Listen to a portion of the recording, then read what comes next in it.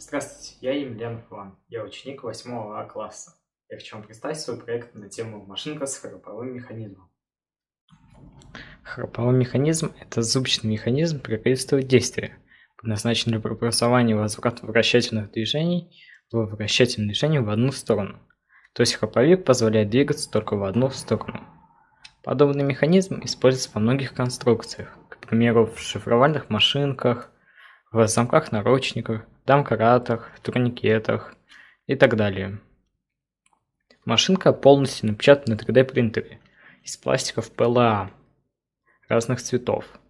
Состоит из 4 колес, 5 деталей корпуса, 4 шестерней, 1 пружинки и винта.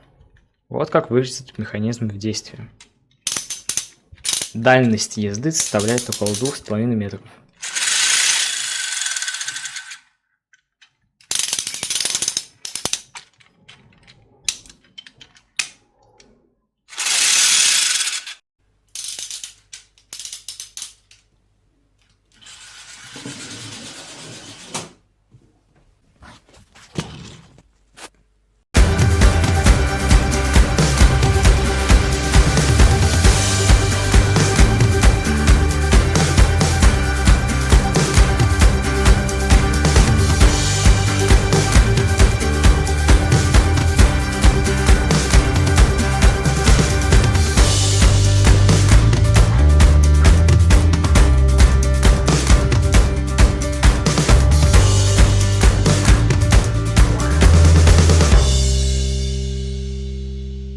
Помимо машинки с храповым механизмом было напечатано очень много других моделей, такие как техника времен Второй мировой войны.